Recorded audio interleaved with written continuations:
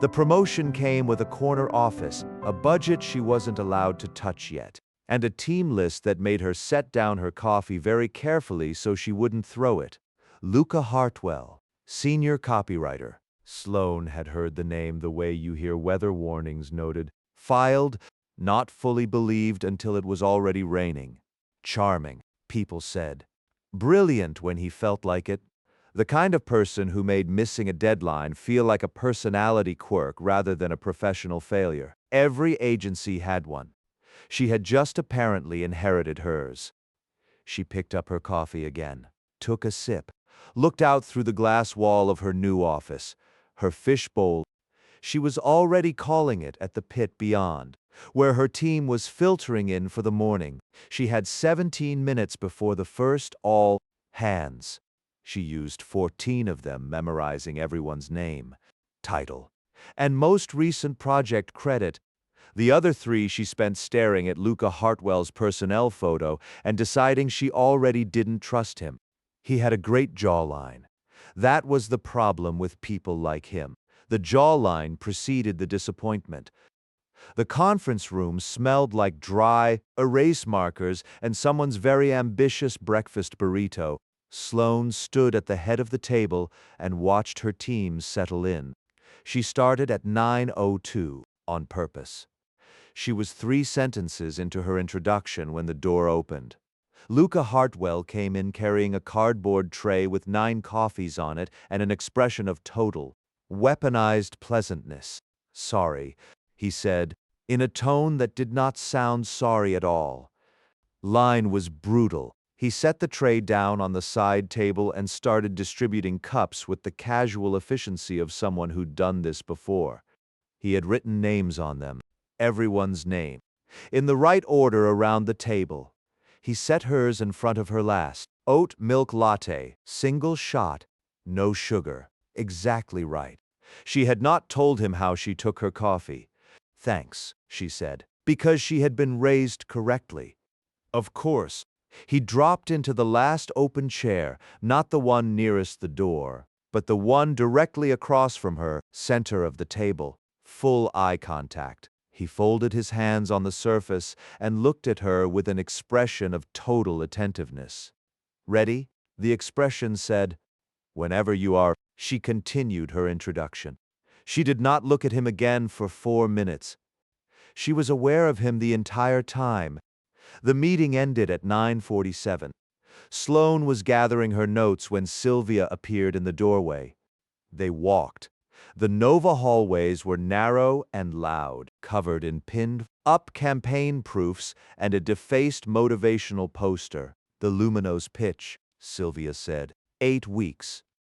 "I need a concept deck that makes a $12 million client feel like we built this agency specifically for them. I need Hartwell on lead copy." Sloane kept her pace even. "He was 4 minutes late to my first team meeting. He had everyone's coffee order memorized. I've had Luca on 3 major pitches. He has never missed a deadline that mattered. The small ones he treats as optional. You'll learn to pick your battles. I'll learn to set clear expectations." Sylvia smiled, not warmly, exactly, but with something that might have been approval. "Good. That's why I promoted you." She stopped at the elevator. "He is the best copywriter in this building. Sloane, maybe in this city, on his best days. Your job is to make sure he has more best days than optional ones." The elevator arrived. Sylvia stepped in. 8 weeks, she said, as the doors closed. "Don't waste them." Sloane went back to her office, sat down, pulled up the full team roster on her screen, and opened Luca Hartwell's personnel file. Employment history, Meridian and Associates. Senior creative. Duration, 3 years. Departure reason, listed as voluntary. The line below it was clean, too clean. She cross-referenced. It took her 4 minutes to find it, a trade blog post from 18 months ago. Meridian Loz's Holloway account following campaign misfire. Internal shakeup follows. She read it twice. A campaign someone had championed. A client who'd pulled out. a number with several zeros that Sloane felt in her sternum. She closed the laptop. Great, she thought. He's not just charming, he's a cautionary tale.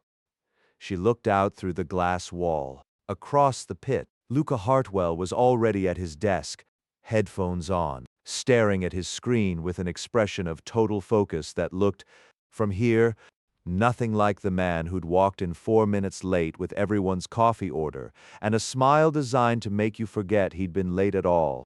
She watched him for exactly 3 seconds. Then she opened the Lumino's brief and got to work. Here is what Luca noticed in the first 90 seconds of Sloane Calloway's tenure as creative director. She started at 9:02, not 9:01, not 9:05, 2 minutes, specifically. He'd watched her check her watch at 9:01 and wait. That was either very calculated or very neurotic, and in his experience those two things were rarely mutually exclusive. She'd memorized the room, names, faces, titles. She moved through introductions without a single glance at her notes. 6 creatives, 2 strategists, 1 account liaison. She'd clocked the seating arrangement and filed it. He could tell by the way her eyes moved, not scanning, cataloging. And when he'd set her coffee down, oat milk latte, single shot, he'd asked Alejandro at the cart downstairs. Alejandro knew everyone's order. That was the whole point of Alejandro. She'd said thank you in a tone that meant, I notice what you did, and I haven't decided what to do with that yet. Luca had sat down across from her and thought, okay, so it's going to be like that. He didn't mind like that. Like that was interesting. Marcus was waiting at the coffee cart at 10:15, which meant Marcus had been watching the clock since the meeting ended. Marcus say well? Marcus Webb had been Luca's closest friend for 4 years, which meant he had approximately 0 patience for Luca's evasions and approximately infinite patience for waiting him out. Marcus say don't? Just that. One word, deployed with the precision of someone who had watched Luca make a specific category of mistake before and had opinions about its repetition. The pit at 6:45 p.m. looked like the aftermath of a minor natural disaster. Empty cups, abandoned notebooks, a whiteboard covered in arrows that had stopped meaning anything around hour 3. The last of the team had cleared out by 6. Luca stayed because he always stayed, on the days that mattered, even though nobody knew that. That was the point. The reputation was charming, unreliable, forgiven.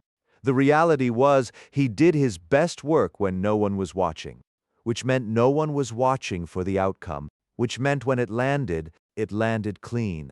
He pulled up the Lumino's brief and read it again. He started writing, not the copy itself, the architecture underneath it. The question the campaign was actually answering. The thing Luminos thought they were selling versus the thing their customer actually wanted to buy. An hour later, he had 3 directions. Not outlines, actual directions, with headlines, with the emotional logic mapped underneath, with a note on each one about where it could fail and why. He looked at them for a long time. Then he pulled out a folder, labeled it with the date, and left it on the corner of his desk. Not submitted, not announced, just there, in case someone went looking. He put on his jacket, turned off his monitor. In the hallway, the lights had gone to half power. That eerie after hours amber that made the office feel like a different place. Smaller, quieter, more honest. He was halfway to the elevator when he saw the light still on in the corner office. Sloane was at her desk, blazer off, one hand pressed flat to a printed brief while the other moved a pen across a legal pad in quick, decisive strokes. Her hair had started to escape its bun, 2 pieces falling forward, ignored. She wasn't looking at her screen. She was thinking at the paper. He watched her for, honestly, longer than he meant to. Then he pressed the elevator button. The doors opened immediately. He stepped in. It wasn't until the lobby that he realized his jaw had been tight for the last 30 seconds. The specific tension of not letting his face do something he hadn't decided to do yet. He rolled his shoulders out, hit the street. Don't, Marcus had said. I know, he thought. I know, I know, I know. He walked 2 blocks before he checked his phone. Nothing from the office. No emails. No Slack messages. Nothing that needed him to turn around. He kept going.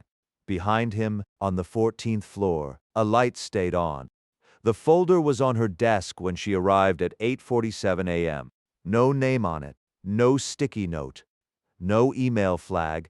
No Slack message saying, "Hey, left something for you?" Just a manila folder sitting at a precise 45-degree angle to the corner of her desk, which told her it had been placed deliberately by someone who noticed right angles. She opened it. 3 concept directions for luminos. Fully developed, not sketches, not bullet points, but actual strategic frameworks with headline directions, emotional logic, and a handwritten note at the bottom of each one flagging where the concept could break down and why. She read them standing up, still in her coat. Then she sat down, took her coat off, and read them again. The first direction was safe, aspirational imagery, warmth, the kind of campaign that would test well with focus groups and be forgotten in 6 months. The second direction was something else. It went sideways from the brief in a way that was either very smart or very wrong. And the more she looked at it, the more she thought it was very smart. It reframed the product as not what you buy when you've arrived, but what you buy when you've decided to. The distinction was subtle. It was also, she thought, exactly right. The third direction she set aside. She looked at the folder for another moment. Then she went to make coffee without saying anything to anyone. The one was scheduled for 2 p.m. Luca arrived at 1:59, which she noted, and sat down across from her without being invited, which she also noted.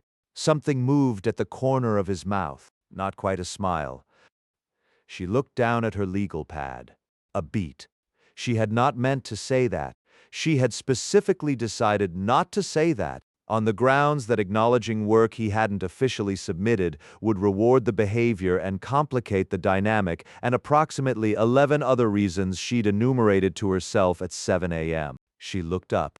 He was watching her with an expression she couldn't fully read, something between surprised and careful, like a person who'd set a trap and wasn't sure how to feel about walking into it themselves.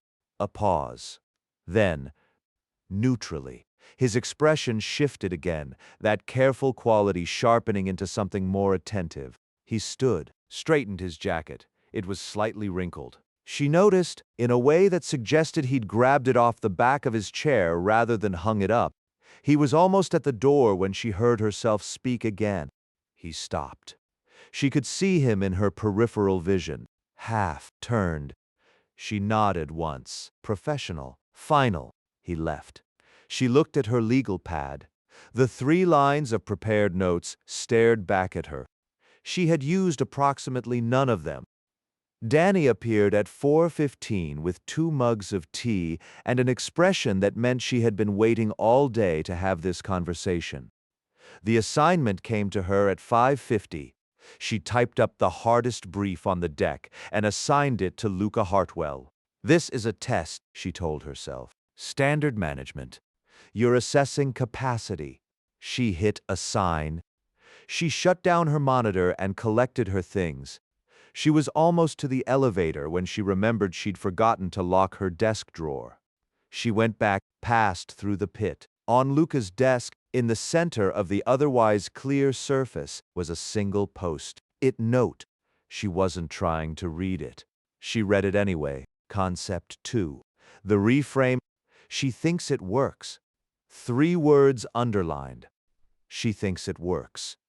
Sloane stood there for a moment. Then she went home and did not think about it, and thought about nothing else. The brief landed in his queue at 6:03 p.m. Luca saw the notification on his phone while he was on the subway home, standing in the particular sardine configuration of the downtown 6 train. one hand on the overhead bar and the other holding his phone at an angle that was technically readable. He opened it. Read the assignment title. Read it again. Luminos. Territory 3. The Reclamation Narrative.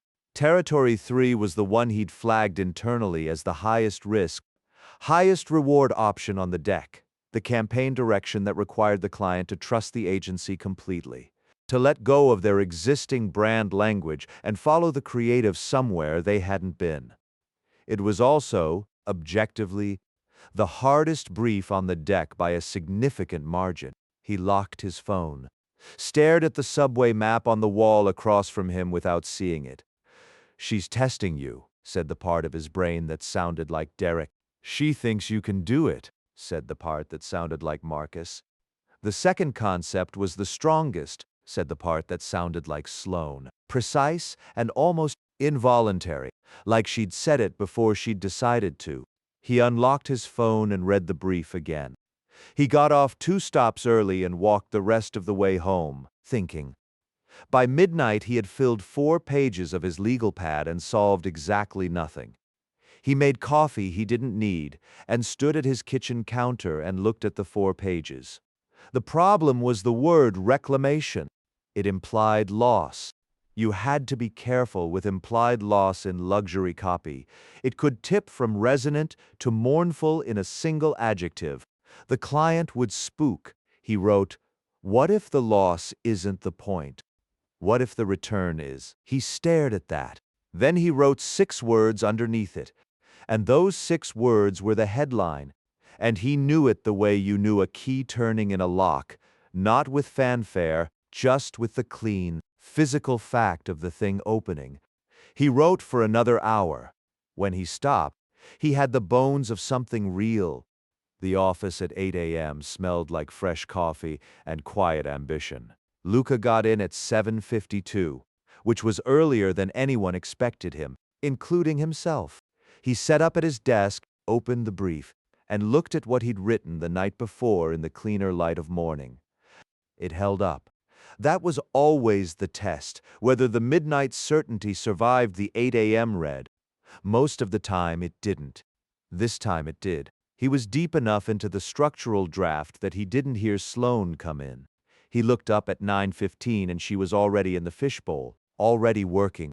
Blazer on, hair up, a coffee on her desk that she'd gotten herself because she arrived before Alejandro's cart opened.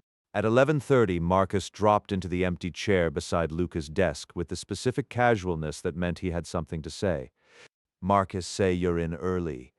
At 6:45 p.m., the pit emptied out in the usual wave, bags grabbed, monitors darkened, the collective exhale of people releasing the day.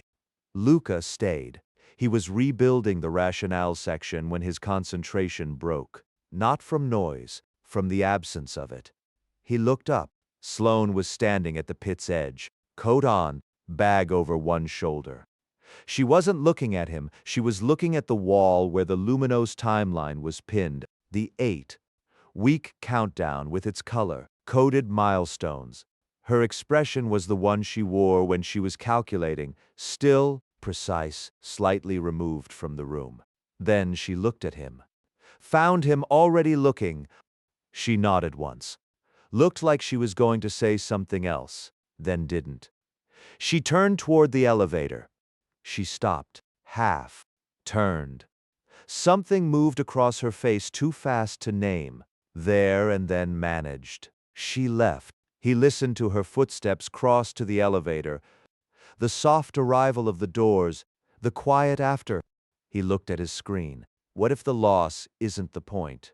What if the return is? He thought about the way she'd said the second concept was the strongest, that split second before her editing caught up with her honesty. He saved his document, got back to work, outside. The city did its city thing, inside. One light stayed on. Sylvia's feedback took 4 minutes to deliver and approximately 4 hours to stop reverberating. Sloane had presented the preliminary luminous direction at 10 a.m., clean deck, tight rationale. A concept that hit every brief requirement with the precision of someone who had read the brief 6 times and understood it completely. Sylvia had listened without interrupting. At the end, she'd set down her pen and said, with the particular gentleness of someone delivering a verdict, "Sylvia say it's safe, Sloane." The emergency team meeting happened at 2 p.m. By 1:58, she had the new framework mapped and the talking points sequenced. She laid it out clearly. The preliminary direction was being scrapped. The reclamation narrative would anchor the campaign. She reassigned 3 deliverables, pushed one deadline, restructured the concept review schedule. The room took it. Then, the room went very still. He held her gaze for 1 beat longer than was comfortable. Then he sat back. She gave it 11 minutes. Long enough for the room to clear, short enough that it didn't look like she'd been waiting. Then she went to the war room and left the door open. He came at 2:47. The war room was living up to its thermostat reputation, cold today. Sloane had her arms crossed, less defensiveness than warmth. Luca came in and stood across the table from her, and neither of them sat down. He pulled out his phone, opened a calendar, and set it on the table between them. She leaned in. He talked through it, methodical, specific, no editorializing. The preliminary presentation to Luminos needed at minimum 6 days of prep. With 4 days, they'd be presenting something that felt hurried. And hurried and risky was the worst possible combination for a conservative luxury client. She looked at the calendar. He waited. Actually waiting. Actually interested in where she landed. It was, she thought, a profoundly irritating quality in a person she was supposed to be managing. He almost smiled. She recognized it, the same almost smile from yesterday's one. The one that meant he'd heard the echo too. The elevator arrived for both of them at 6:58 p.m., which was the kind of thing that happened in buildings with one elevator bank and no regard for personal narrative management. Sloane got in first. He followed. The doors closed. The elevator reached the lobby. The doors opened. He held them with one hand, a half-second of courtesy that she didn't acknowledge and he didn't perform for acknowledgement. She stopped, turned. He looked at her. Something in his expression shifted. Small, quick, genuine. She turned back toward the exit. Behind her, she heard him fall into step, not with her. Parallel. 2 people leaving the same building in the same direction who were absolutely not walking together. Her pulse was doing something she had explicitly told it not to do. Stop it, she told it. It did not stop. The revolving door gave her back to the street and the cold and the city's indifferent roar, and she walked half a block before she let herself think. He wasn't wrong about any of it. She already knew. That was the part she was going to have to keep managing. The client call was scheduled for 45 minutes and ran 22. The Luminos regional director, a man named Patrick, had called to align on creative direction. Chloe had looked at her screen with the expression of a person watching their own ship sink in real time. Patrick say, "Can someone speak to the strategic rationale?" He hadn't been supposed to be talking. He was also the only person in the room who knew the strategic rationale well enough to defend it without notes. So he talked. He walked Patrick through the reclamation framework in plain language. Made it feel like common sense rather than a creative gamble. Patrick say, "I look forward to the preliminary." The call ended. Chloe let out a breath she had probably been holding since minute 4. Luca was closing his laptop when he heard it from the back of the room. From Sloane, who had been standing against the wall for the last 10 minutes, a laugh. Real, unguarded, short, 3 seconds at most. The kind that escaped before the editing kicked in. Then it was gone. Her face went back to composed. She uncrossed her arms.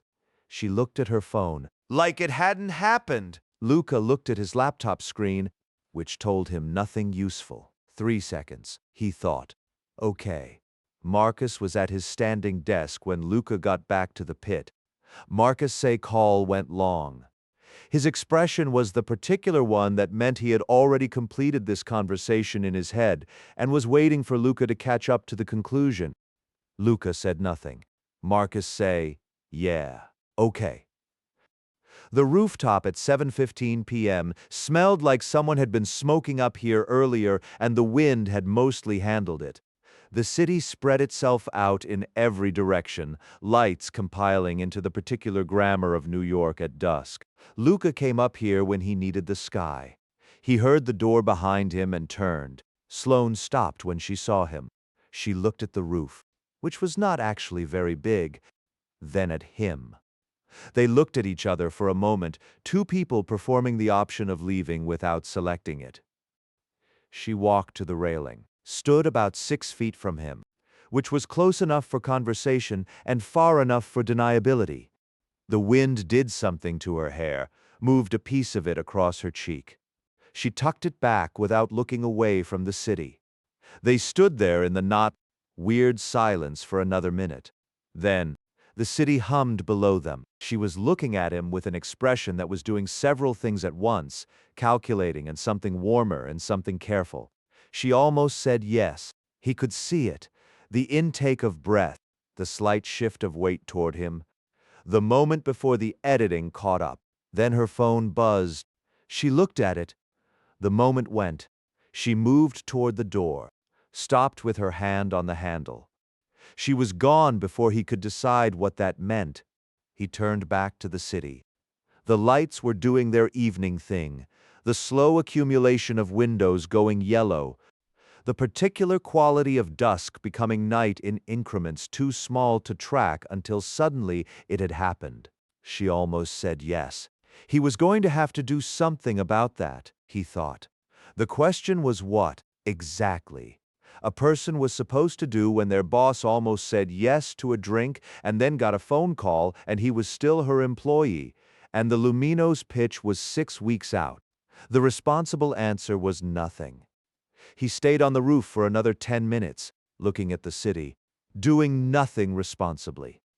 It did not help at all. The call she'd taken was 12 minutes long, and she remembered none of it. She sat at her desk after the call and looked at her notes, which said, Thursday. Revised deck. Confirm with Sylvia. 3 lines, 12 minutes. She had been on autopilot while the rest of her brain was still on the roof. She opened a new document and typed the Luminos preliminary agenda and did not think about the rooftop. The rooftop, as she was not thinking about it, he'd been there first. He went up there on his own, after hours, without an audience, which meant it wasn't performance. It was the same reason she went up there, which was that sometimes you needed the sky and the city and the particular quality of air that wasn't recycled through 14 floors of other people's ambitions. She had not expected to have that in common with him. She had not expected a lot of things about him, and the list was getting longer in a way that she was tracking with the same careful attention she gave to project risks, because that was what this was. A project risk, a variable she needed to account for. Danny found her at 9:17 a.m. the next morning in the bathroom. Danny say you were on the roof last night. Sloane looked at the ceiling. Danny say? And he did that thing on the client call where he just stepped in, without making it about stepping in. The copy arrived at 4:47 p.m., 2 days before the Thursday deadline. What she got was not a draft. It was copy. Real copy. Every line sitting in its place with the specific confidence of language that knew what it was doing. The headline was 6 words. She read them once and felt them land somewhere below her sternum, which was not a professional response but was an honest one. She read the full piece twice, then a third time, slowly. The way she read things when she was looking for the flaw and not finding it. She opened the document's edit history. He'd started it 6 days ago, the night she'd assigned the brief. He'd been working on it every day since, not in long sessions, in short ones, the pattern of someone who'd been turning it over continuously. She opened a comment box, typed, The last line. Keep it. It works. Hovered over the send button. She thought about the roof, the city, the weight shift she hadn't meant to make. She thought about 6 weeks, about Sylvia, about the version of this pitch that could go wrong if she let anything inside the professional perimeter. She sent the comment. 30. 8 seconds later, she was not counting. She was aware of the number anyway. A notification appeared. He'd replied to the comment with 2 words, I know. Not thank you. Not glad it works. I know. She stared at it. At 6:40, she shut everything down and collected her things, passed through the pit on the way out. His desk was empty. He'd left already. No note. No sign, just a cleared surface and the faint smell of his coffee still in the air. Across the room, she heard it. From the direction of the elevators, his voice, talking to someone, easy and warm and unhurried. Then a laugh. Not hers. His. She kept walking.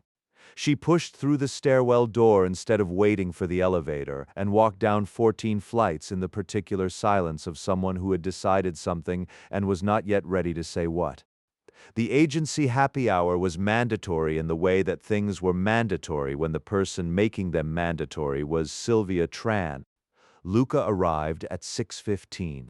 The bar was 3 blocks from the office. Dark wood and low lighting, the kind of place that had been here for 20 years. He got a beer, found Marcus. Marcus say she's not here yet, and drank his beer. The door opened at 6:34. Sloane came in still in her work clothes and was immediately intercepted by a man Luca didn't recognize. Mid-40s, client energy. The handshake of someone who considered handshakes a performance. Luca watched him angle his body between Sloane and the room, watched her smile with the precise wattage of professional warmth, present, engaged, not quite reaching her eyes. She found a graceful exit and took it. Then the man said something at her back that Luca didn't catch, but caught the shape of her shoulders didn't move, her pace didn't change. Luca set down his beer. He crossed the room in the unhurried way of someone going somewhere he'd already decided to go and arrived at her side just as she reached the bar. They ended up in the same corner for 31 minutes. In those 31 minutes, he learned, she had a younger sister in Portland who sent her pictures of bad weather as a love language. She had opinions about fonts that were disproportionately strong for someone who worked primarily in strategy. She had seen the same film 3 times in the last year. She had a coffee order that was context-dependent. Oat milk latte when operating normally, black when in crisis mode. The bar had gotten louder. They were leaning in slightly to compensate. The bar noise continued around them. Sloane looked at her drink for a moment. When she looked back up, her expression had done something complicated. Not closed, exactly, but careful. The look of someone handling something fragile and not wanting to show that they knew it was fragile. She held his gaze for a beat longer than comfortable and shorter than whatever came after comfortable. Then she nodded. Once. Small, not agreement exactly. More like, received. Derek materialized at 8:04. Derek say good turnout. You two have been over here a while. People notice things at these events. New director, senior copywriter. Lots of FaceTime, optics. Derek looked between them, recalibrated. Left. Luca did not look at Sloane. He looked at the bar, at the middle distance, at the door, anywhere that wasn't her face. Her voice, when it came, was even. They stood there for another moment in the particular silence of 2 people who had just agreed on something neither of them had named. They left at different times, by unspoken agreement, her first, him 10 minutes later. He caught up to her half a block from the bar without trying. She nodded, the way she nodded when something landed, and she was filing it away. The subway entrance appeared between them. She took the first step down, stopped, looked back at him. She went down the stairs. He stood on the sidewalk and watched the entrance for a moment after she disappeared. She'd told him. She hadn't had to tell him. She could have let him read it from the cup. She'd told him anyway. The list started as a mental exercise and became a physical document at 2:17 a.m. She titled it, Professional Risk Assessment, in tandem. She was aware this was not what it was. Cons: 1. He reports directly to me. 2. He reports directly to me. 3. He reports directly to me. 4. Luminous pitch. 6 weeks. Career. Defining. Zero margin for distraction. 5. Sylvia would notice. 6. The team would notice. Derek would make it a thing. 7. If it went wrong, she would still have to manage him. Daily. In the fishbowl. 8. She had been told she ran relationships like projects. She was, at this exact moment, making a spreadsheet about a feeling. 9. He was charming in the specific way that made it difficult to tell what was real, except she was starting to be able to tell. Which was worse. 10. Jawline. Not a professional risk. Noted anyway. Pros. 1. The copy, objective, not relevant to this assessment. 2. He got her coffee order right before she'd told him. 3. He stepped in on the Patrick call without making it about stepping in. 4. He pushed back in the team meeting because he was right, not because he wanted to be right. 5. The rooftop, the way he'd waited, actually waited for her to land somewhere without steering her toward his preferred conclusion. 6. Most people are better than they think they are. 7. You're better than you let yourself think you are, for the record. 8. The black coffee. She had told him, and he had just received it. No performance. No deployment. Just received. 9. Jawline. Still not professional. Still true. She looked at the list for a long time. The cons column had more entries. The pros column had more weight. This was the problem with being a person who was good at analysis. Sometimes the analysis told you something you weren't ready to act on. Sylvia found her at 10:30 with the expression of someone delivering news that was good and complicated simultaneously. Sylvia say the Luminos regional team wants to meet the full creative leads before the preliminary presentation. Cocktails and a panel discussion at their Chicago office. 3 weeks. Thursday through Sunday. I need you and Hartwell there. You're the face of this pitch. They need to see you together before they see the work. She found Luca in the pit at 2 p.m., headphones on, draft open, the focused stillness of someone in the middle of something. She stood at the edge of his desk until he pulled one headphone off. Something moved through his expression, carefully, quickly, managed. No joke, no raised eyebrow, no acknowledgement of anything that existed in the space between the professional facts and the actual texture of what they meant. Just, what do we need to prep? She felt something that was either relief or disappointment and declined to determine which. He replaced the headphone. She was 3 steps away when he said, "Behind her." She turned. He'd taken the headphone off again. He was looking at her with the expression she could never fully decode, the layered one. She turned back and walked to her office and sat down and opened her calendar and stared at the Chicago dates again. He was not making it weird. He was being completely professional. He was giving her practical travel advice. She opened a new browser tab, searched, Hotels Chicago Downtown. Then, before she could think about it differently, she searched Hotels Chicago Downtown, 2 rooms. She booked 2 rooms at the Luminos, recommended property, confirmed the reservation, received the confirmation email, read it twice. She opened her risk assessment document, the one filed under Q4 admin, and added a line to the cons column, 11. 4 days. Chicago. 2 rooms that I have confirmed are 2 rooms. She stared at it. Added to the pros column, 10. He told me to pack a good coat. This was fine. This was a work trip.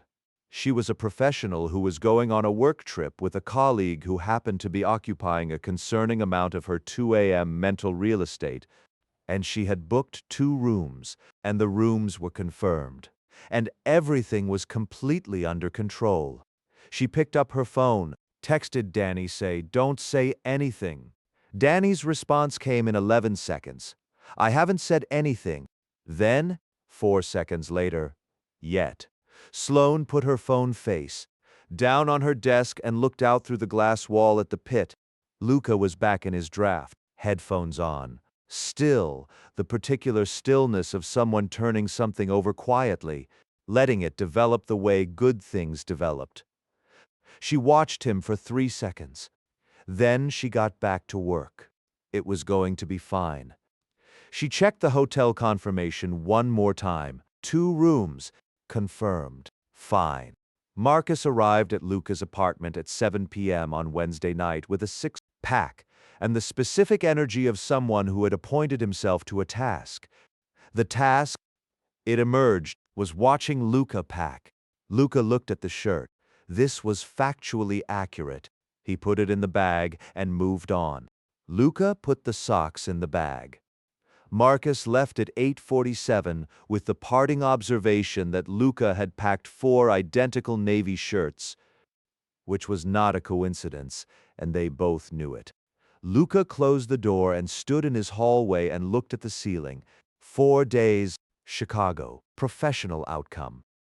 She was already at the gate when he arrived. She was at a seat near the window, laptop open, a coffee on the armrest, black, he noted, and filed, and her carry-on stored with the precision of someone who had never once had to check a bag in her life. He dropped into the seat beside her, not the one across the gate, the one next to her, because they were traveling together and it was the obvious choice and he was not going to make it weird by sitting across the room. Something moved at the corner of her mouth. She turned the laptop toward him without hesitation, different from 3 weeks ago, when she'd have summarized it rather than shown him. He read through it, moved 2 items, suggested a different sequence for the Q&A. She took the laptop back, made the change without announcing she was making it. They worked like that for 40 minutes, parallel, occasionally overlapping, trading the easy shorthand of people who had spent 6 weeks in the same pressure cooker. He passed her a section of the rationale doc. She handed back 3-line edits, all correct. He incorporated them without comment. She didn't wait for acknowledgement. At some point, the boarding announcement came, and they packed up in the synchronized way of people who had not discussed packing up. He looked at her. She looked at him. Her mouth was doing the almost smile. She walked toward the gate. He followed. Behind them, the city they were leaving continued its usual business. Unaware and indifferent. The receptionist typed some more. Her smile did something complicated. Receptionist, Ms. Calloway.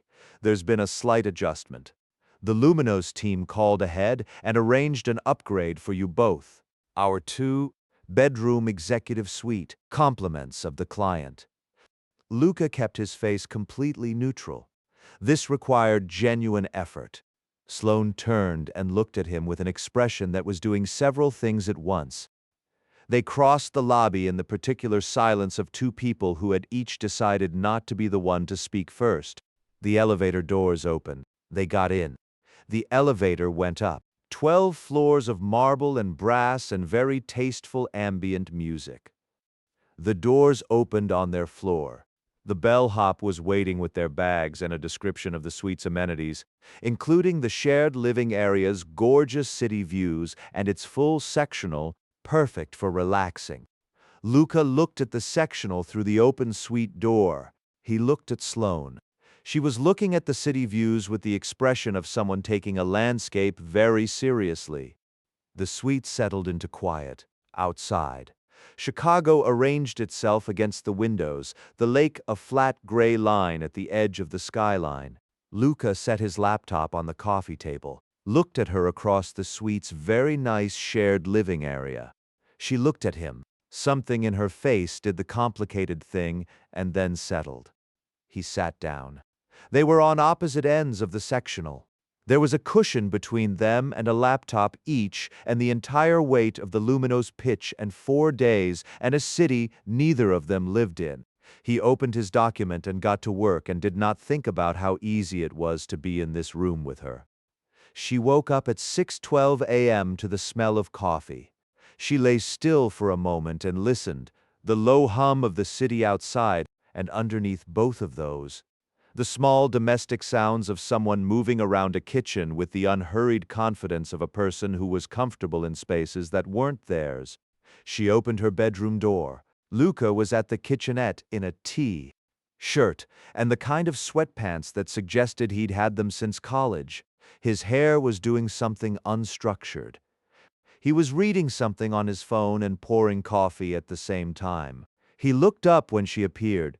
He held up a cup. She crossed the kitchen and took it. It was the right temperature. Of course it was.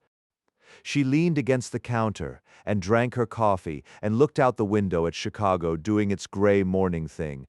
The lake flat and serious at the edge of everything. The city still in the early hour quiet before it remembered to be loud. He went back to his phone. She drank her coffee. The kitchen held them both without difficulty. This was the problem. This was the specific, ongoing, logistical problem of him, that he fit into spaces without announcing himself, without requiring adjustment. That standing in a hotel kitchen at 6:15 a.m. in a robe felt, somehow, like a thing that had always been available to her and she was only now using it. The Lumino's client dinner was at a restaurant that had the particular confidence of a place that didn't need to try. She ran the table cleanly, moved through the sequence with the calibration of someone who had been doing this long enough that it was close to automatic. What was not automatic was Luca. He made Patrick laugh twice, genuinely. He asked Helena a question about the brand's founding that wasn't on any brief Sloane had given him, and Helena's whole face changed, and for 6 minutes the table belonged to that story. Sloane watched this and thought. He researched them, independently, on his own time. He'd found the founding story and held it until the right moment. He glanced at her across the table. She looked back, level. "Good," she said, with her eyes. "Keep going." He kept going.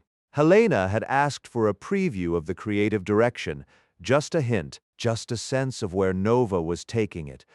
Luca had looked at Sloane. Sloane had nodded once. He'd given Helena 3 sentences, precise, evocative. Exactly enough. Helena say, "I look forward to the preliminary." The same words Patrick had said on the phone. This time Sloane believed them. Under the table, on the way out. Reaching for her bag. Her hand brushed his. 1 second. She pulled back first. Neither of them said anything. Back in the suite. The city did its nighttime thing against the windows. Luca had taken off his jacket. She had taken off her heels and was aware of being 3 inches shorter. She looked at him. He was looking at the city, loose and comfortable. The dinner's performance energy fully released. This was him, she thought. The office version had more structure around it. This was the version underneath. He nodded. Received this. The word moved through her, received.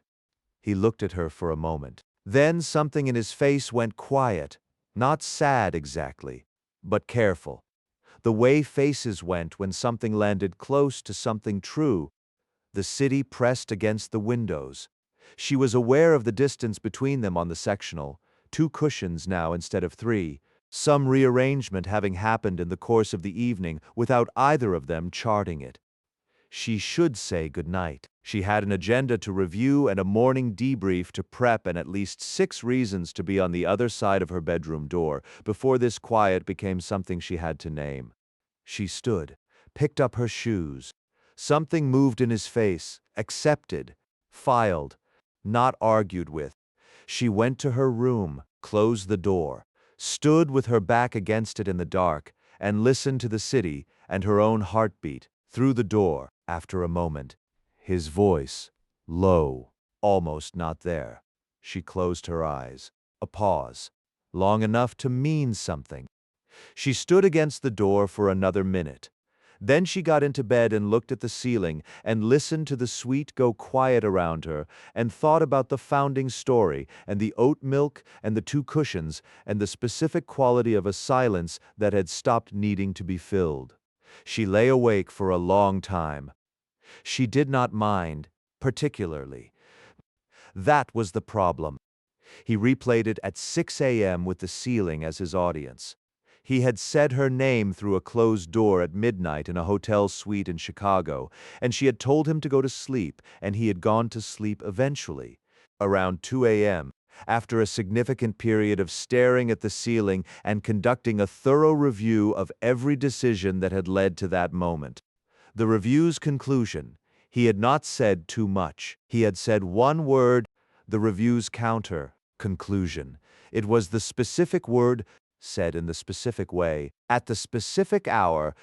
That made it too much. Context was load. He knew this. He wrote for a living. He understood that meaning lived in the space around words, not just inside them. He got up at 6:15, made coffee, put oat milk in hers without thinking about it, which told him something about where his automatic processes had landed. She emerged from her bedroom at 6:22 in the hotel robe, hair down. He had not seen her hair down before. It was longer than the bun suggested, and he looked at his phone immediately and with great purpose. She took the cup. He heard her lean against the counter.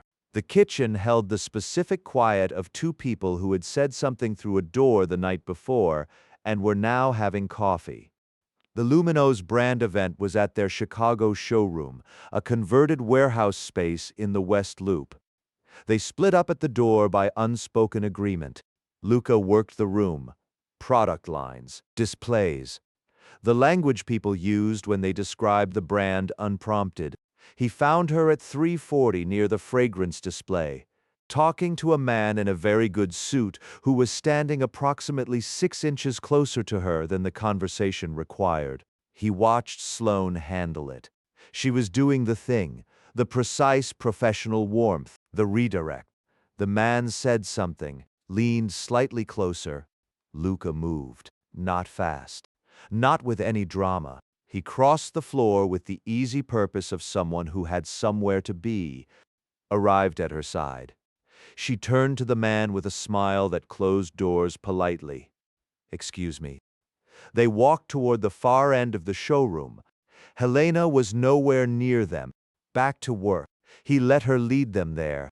He looked at the product, then at her. She was looking at the shelf with the focused intensity of someone watching a brief solve itself in real time, and she was also, he noticed, filed, did not mention, standing closer to him than the display required.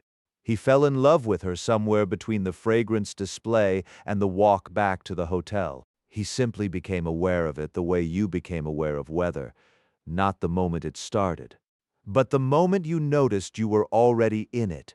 They were walking back, the late afternoon light doing the thing Chicago light did in autumn, flat and gold and slightly brutal in its honesty, and she was talking about the rationale structure, and she stopped mid-sentence and looked up at the sky and said, "Not professionally, not strategically, just true," offered to the air.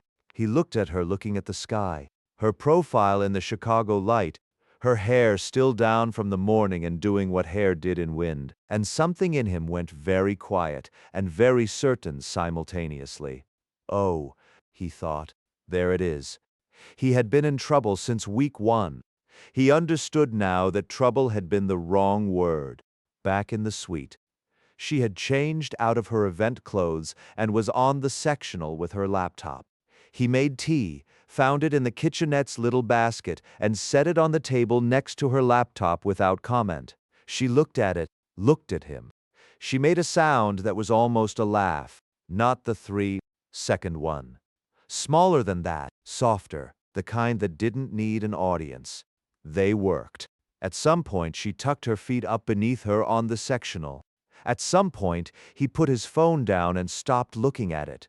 The city went from dusk to dark outside the windows. He was in love with her. He was her employee. He had 4 days, 2 left, and a luminous pitch in 5 weeks, and a professional outcome to protect, and a very large sectional with adequate cushion space between them. He thought about what Marcus would say, "Don't do something stupid." He looked at her across the sectional, focused, capable, real. The version of her that existed when she'd stopped managing what she let him see and thought about the founding story in the third shelf and It's a Good City, said to the open air. He was going to have to do something. The question was what, and when, and how to do it without making it something she needed to manage. He went back to his laptop. He had 2 days left. He was going to be careful with them. She bought him the drink on purpose. This was important to acknowledge, that when she'd said, "Buy me a drink and I'll tell you half of it on the Nova rooftop 6 weeks ago," she had filed it. That when she'd walked past the hotel bar at 8 p.m. on their last Chicago night and seen it was quiet, she had gone back to the suite and knocked on his bedroom door and said, "The bar downstairs, 20 minutes." He'd looked at her for a moment. Something in his face had gone warm and careful simultaneously. So, on purpose. She was owning that. The bar was the kind that had been designed to feel like an accident. Dark wood, mismatched chairs. They took a corner table. He ordered whiskey. She ordered the same. He looked at his glass, turned it once. She picked up her glass. The bar continued around them, the low music, the 3 other people not paying attention, the bartender cleaning glasses. She thought about the risk assessment document filed under Q4 admin. She thought about received. She thought about oat milk called down the night before she'd known to ask for it. She thought about the weight shift on the rooftop. Neither of them moved for another moment. Then they settled the bill. He paid. She let him, and walked through the quiet lobby, and took the elevator up in the particular silence of 2 people carrying something they'd just handed each other for safekeeping. The suite door, the hallway light, the city pressing against every window. He found his keycard. She found hers. They were standing close enough that she could see the specific quality of his stillness, the deciding kind, the kind that came before something. She looked at him. He looked back, all the way back. No management, no surface, just him, looking at her like she was something he'd been trying to find the right words for and had finally stopped searching. She thought, 1 step. That's all it would take. She opened the suite door, went inside, stood with her hands still on the handle, and heard him follow, his footsteps, his keycard on the table, his jacket over the chair. Her voice was not entirely steady. A pause. The suite breathed around them. His voice not entirely steady either. She went to her room, did not close the door immediately, stood in the dark and listened to the suite settle into quiet. She was scared. He knew she was scared. She knew he was scared. The difference between them, he'd said, was that he'd decided to be scared out loud. She stood in the dark for a long time, thinking about the difference. Outside, Chicago arranged itself in its flat, honest, autumn light, or it would, in a few hours, when the night finished what it was doing. She got into bed. She thought about not the moment of having, but the moment of choosing. The best line in the deck? She was beginning to understand it had more than one application. She didn't sleep for a long time. She didn't mind. That was the problem, and also she was beginning to think not entirely a problem. Outside the window, Chicago was doing what Chicago did, flat, honest, indifferent, and quietly beautiful in the specific way of things that didn't perform for an audience. It had been a good city. She had said so, to the open air, without thinking. She had meant it. She was beginning to understand that she meant a lot of things she hadn't decided to mean yet. She lay in the dark and let that be true for a while. For the first time in a long time, she didn't reach for the system. She just let it be true. The flight home was 3 hours and 40 minutes.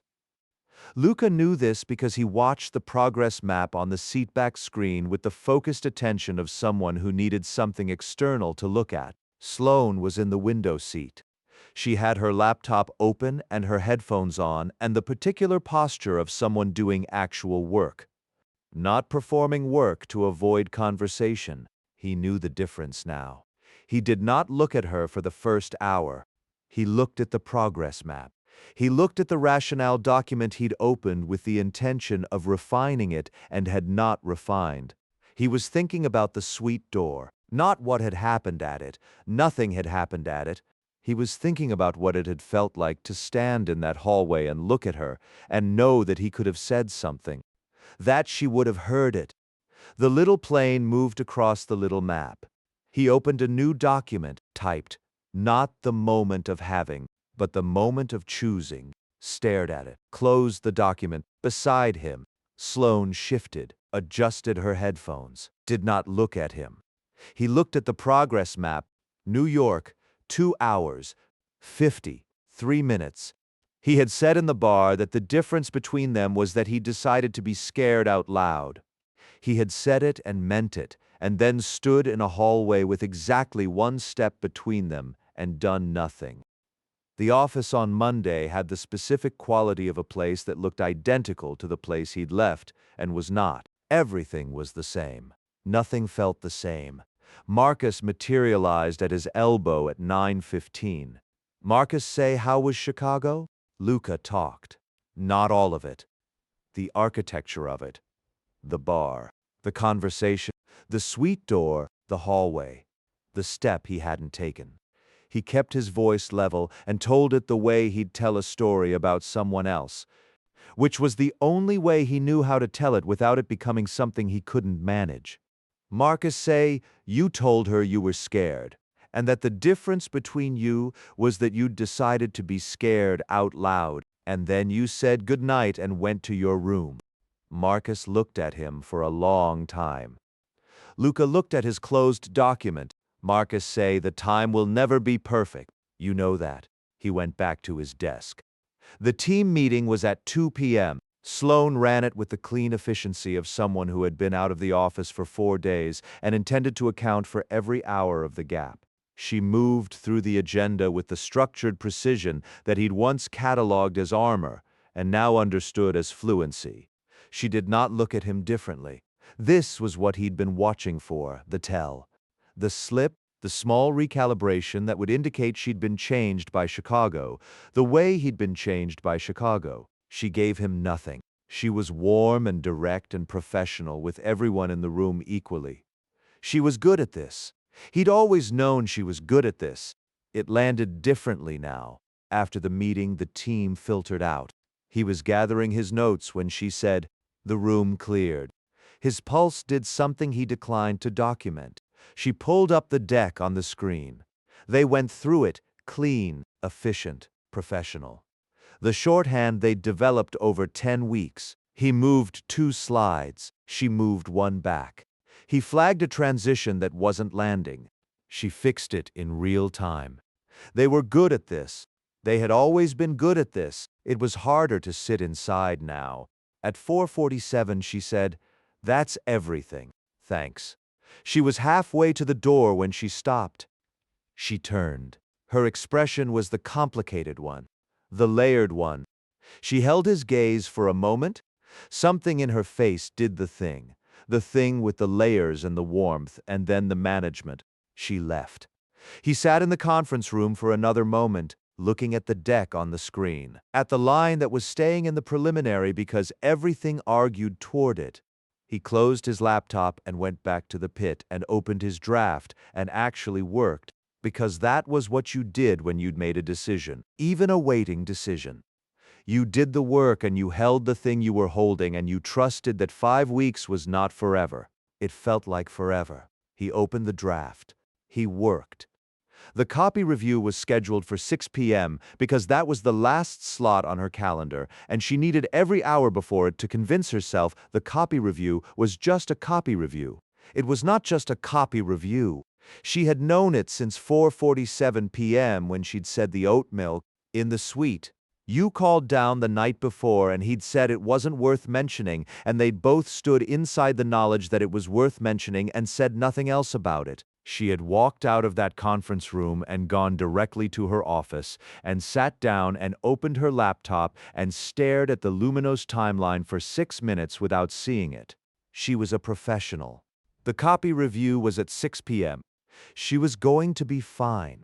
At 5:15, Danny materialized in her office doorway with 2 coffees. Danny came in anyway and closed the door. She set 1 coffee on Sloane's desk, black, which meant Danny had been paying attention, and also that this conversation had been premeditated. Danny say Chicago. Sloane was very curious. Danny say, it doesn't matter what I think. What do you actually want? The question sat in the office air, clean and direct and completely without mercy. Sloane looked at her timeline. At the preliminary, at 5 weeks of milestones between here and the pitch. After. She'd told herself, get to after. It was the most honest thing she'd said all week. Danny say, for what it's worth, he looked at you the same way in that happy hour. When you didn't know he was looking? I noticed before you did. He arrived at 6:01. They sat across from each other with the deck between them, the full Luminos copy, 12 pages. She started at page 1. They worked forward. It was good. By page 6, she'd made 4 notes, and he'd made 3, and 2 of them were the same note independently arrived at. Page 9, the rationale section. The line, not the moment of having, but the moment of choosing. She read it on the page, then looked up. He was already looking at her, across the table. The deck between them. She could read his expression now. She knew what was on top and what was underneath, and what it cost him to hold both of those things with the stillness he was holding them with. She looked at the page. She reached across the table to turn it, and his hand was there, same page, same moment, same instinct. Their fingers, 1 beat, 2. She pulled back. At 7:43, she said, that's everything. She looked at the deck, a pause. He understood what she meant. She could see him receive it, completely and without performance. Not agreement, not argument, just heard. She nodded, stood, collected her notes. She was almost to the door. She walked back to her office, sat down in the dark, did not turn on the light, pressed her hands flat on the desk, and looked out through the glass wall at the empty pit. She picked up her phone, opened a text to her sister. She typed, if you were scared of something, and you knew the thing you were scared of was worth being scared of, what would you do? She sat with the unsent text for a moment. Then she sent it. Her sister's reply came in 4 minutes.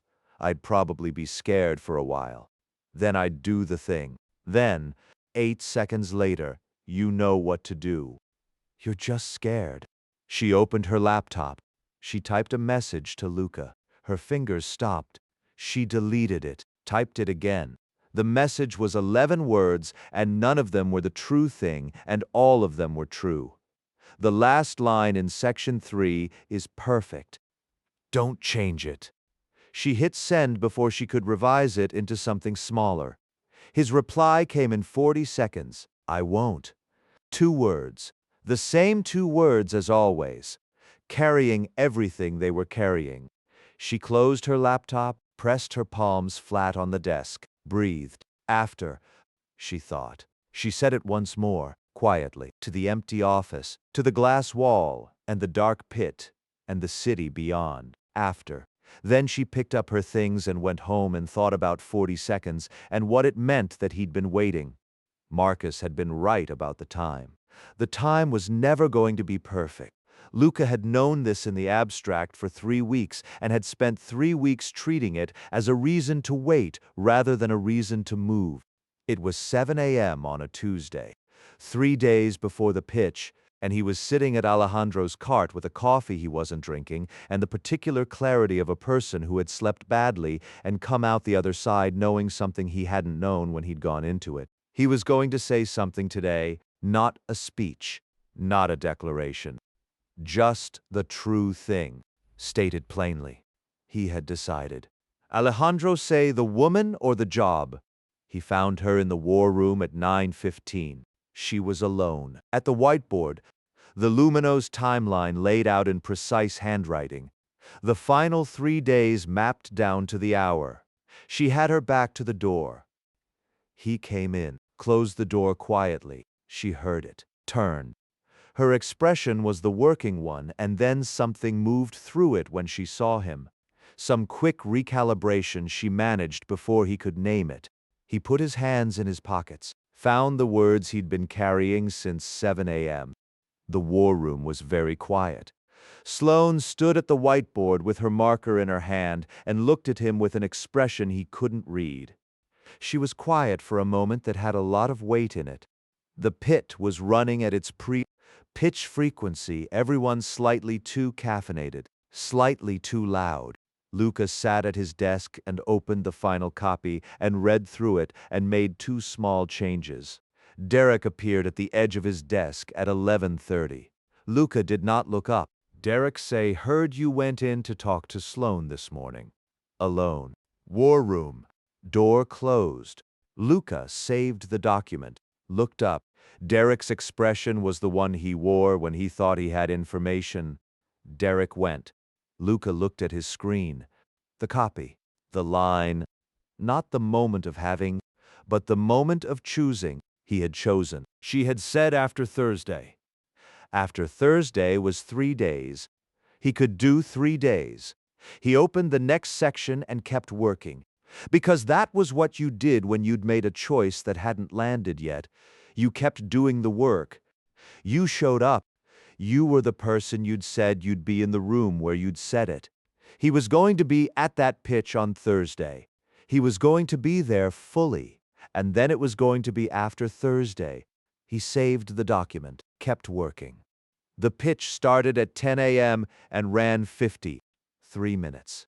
Sloane knew it was going well by the 3rd slide. She knew it was going very well by the 7th. By the time Luca delivered the rationale section, the line, the anchor, not the moment of having, but the moment of choosing, Helena was leaning forward with the specific posture of someone who had stopped evaluating and started believing. This was the moment. She'd been building toward this moment for 11 weeks, and she recognized it when it arrived. The room tipping, the client crossing the invisible line from interested to committed. She let it breathe for 3 seconds.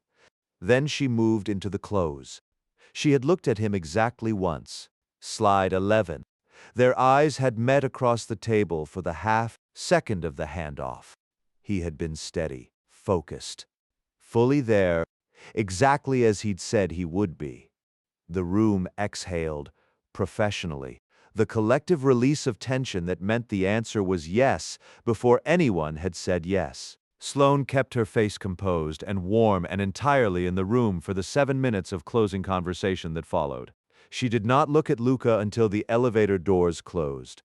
Sylvia found her in the hallway before she'd made it back to the conference room. Sylvia say good. Better than good. Helena called it refreshingly honest in the elevator. I could hear her through the doors. The rationale section. The line. That was Hartwell? She meant it. She had known it, fully and without the asterisk, for approximately 6 weeks. Sylvia nodded, moved on.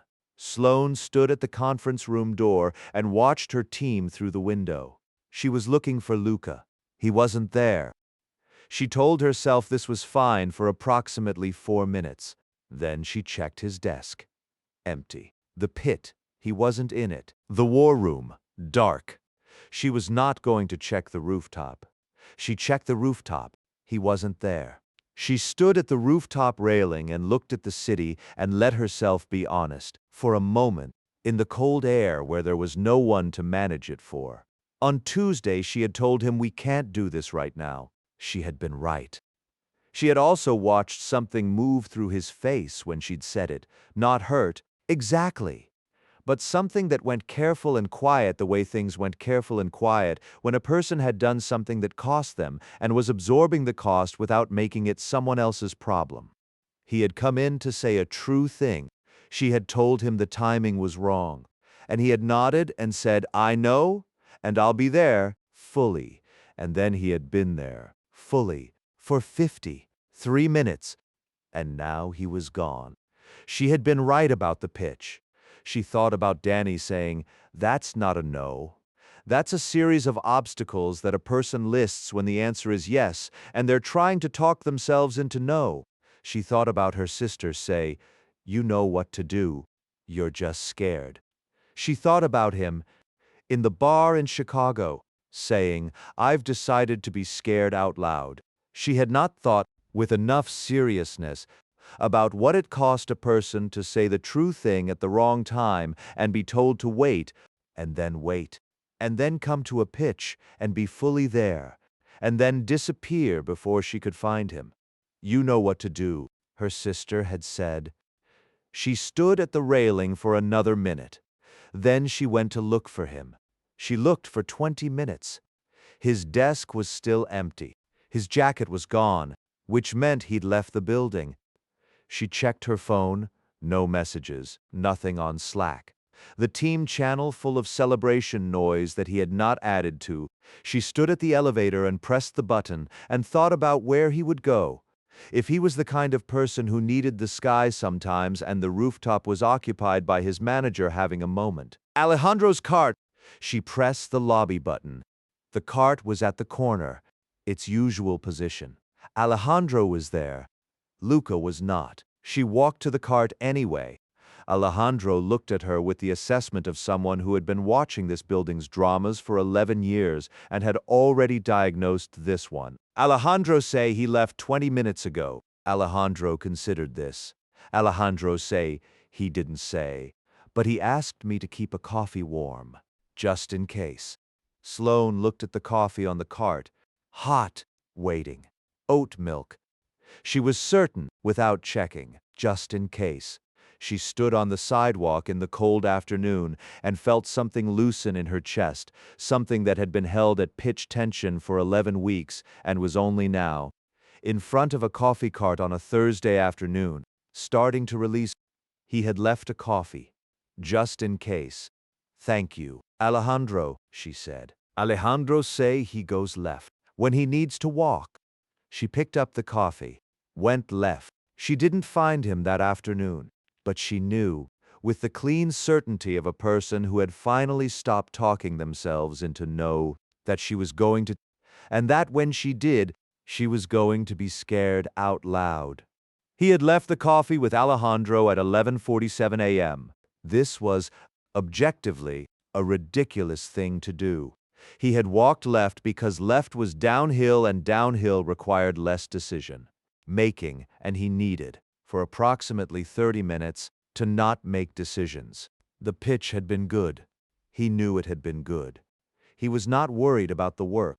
He was thinking about Tuesday, about the war room and the thing he'd said, and the way she'd gone careful and professional and turned back to the whiteboard. It was after Thursday now. He wasn't sure what that meant. He walked 6 blocks downhill and found himself at a place with outdoor tables, mostly empty in the cold, and sat down. He ordered coffee he didn't need, sat with it. His phone buzzed at 12:34. "Marcus say, where are you?" Luca was quiet for a moment. Something in his chest did something he didn't have precise language for. He'd left the coffee on the off chance that she'd come looking. She had come looking. She had picked up the coffee. She was at Alejandro's cart. He saw her from half a block away, her coat, her posture, the cup in her hand.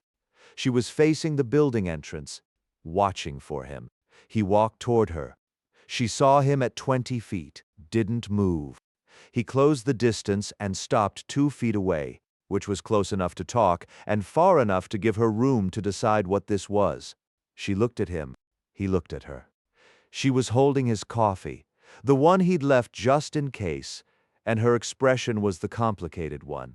Except it wasn't complicated right now. It was just her. No management. No professional face. Just Sloane, on a Thursday afternoon outside their building. holding a cup she'd walked downstairs to find. He looked at the cart. Alejandro was serving another customer with complete and transparent innocence. She held his gaze. The afternoon light was doing the thing it did in autumn, flat and honest.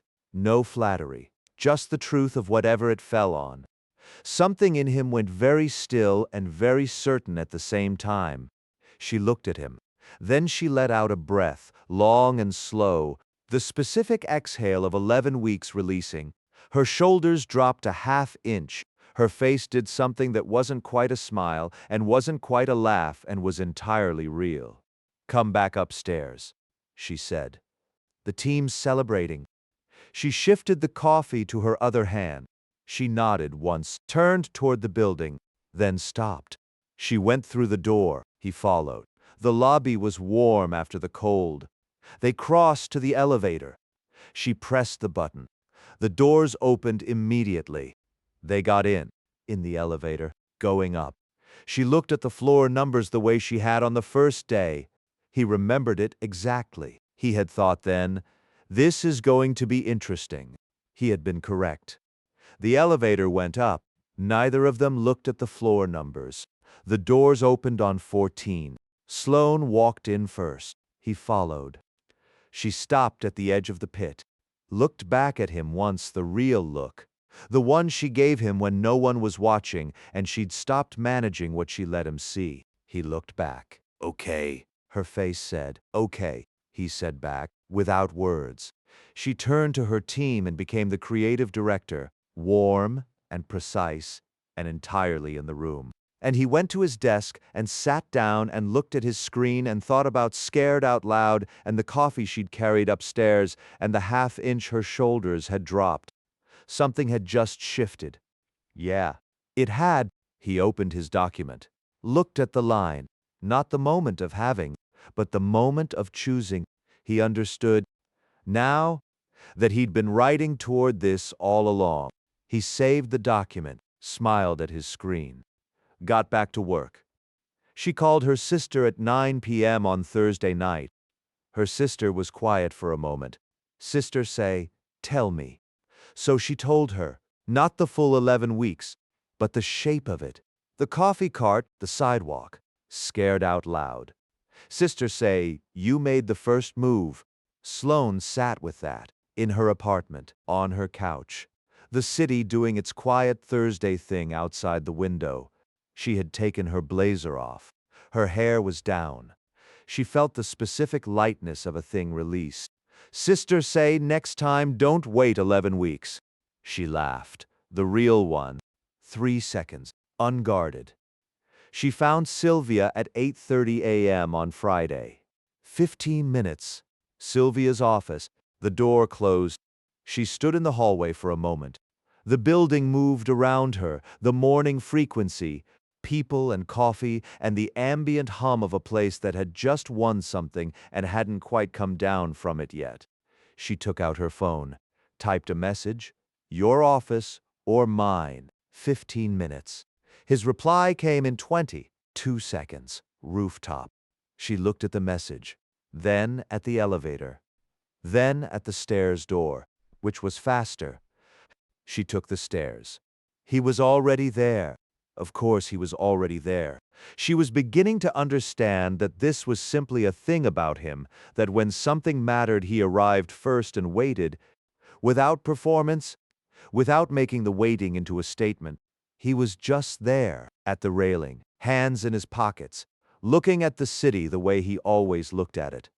She crossed the roof. She did not have a speech.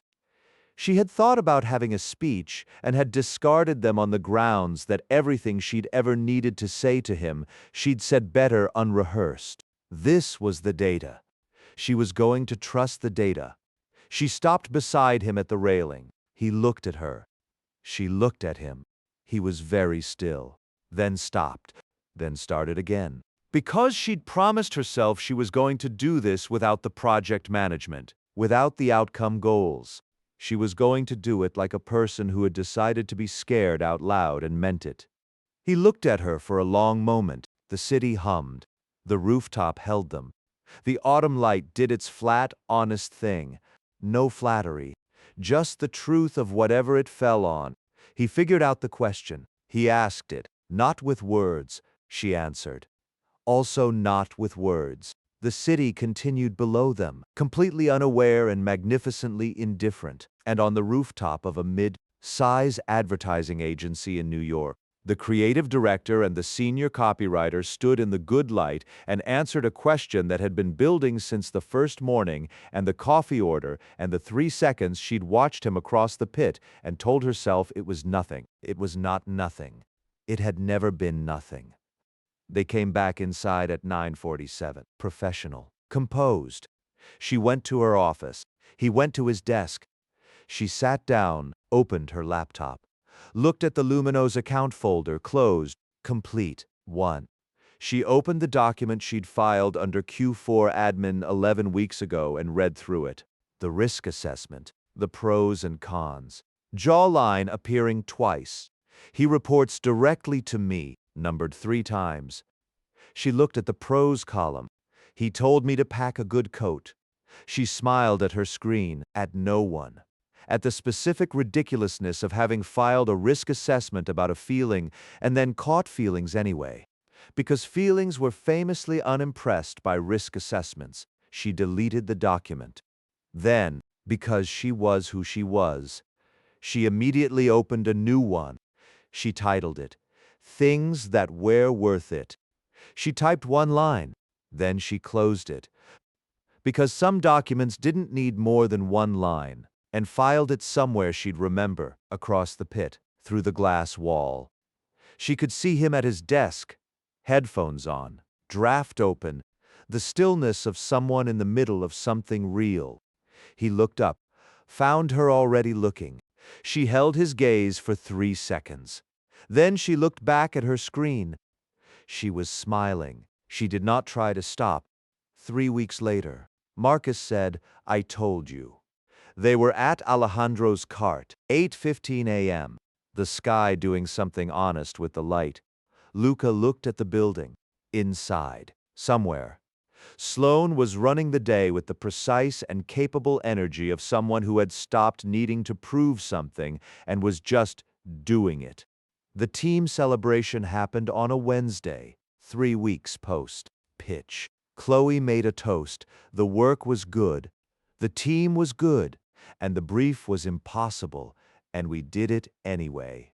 Then Sloane said, Chloe, the Q&A sequence, the reorder, that was yours. Chloe say, you moved it. Chloe turned slightly pink, made a sound that was not quite words. Marcus handed her a drink. Luca watched this from the bar, holding 2 glasses. He crossed the room. He handed Sloane her drink.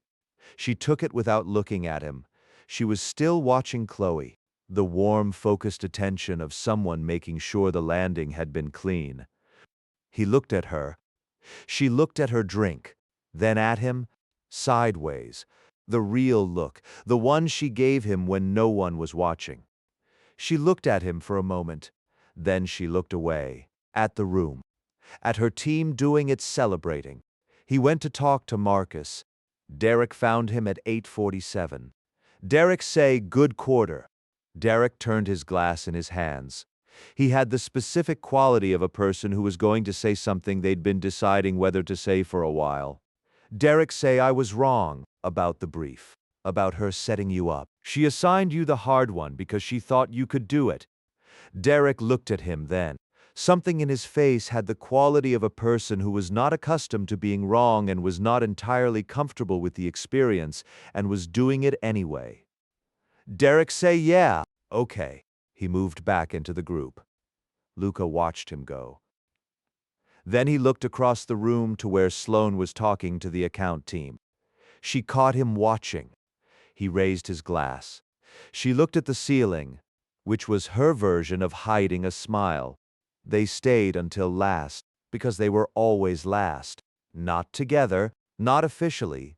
They left at different times by the same unspoken agreement that governed everything in the building. He went first. She came out 12 minutes later, which he'd timed standing on the pavement outside. looking at his phone with great purpose. They walked, not toward anything specific, just the natural direction of two people leaving a bar in a city, the night doing its thing around them, unhurried and indifferent. They were on the corner. She looked at the street, back at him. Something in her face stopped being managed. She laughed, the real one, the 3-second one, the one that got away before the editing could catch it, then 4 seconds, then 5, which was new, which was the longest he'd heard it go. The rooftop was cold and clear and entirely theirs. She leaned into him. He let her. His arm found her shoulders with the ease of something that had been waiting to be the right shape for a long time. The city hummed. The rooftop held them. They stayed there, in the good quiet, for a long time, and it was enough. It was, actually, exactly enough.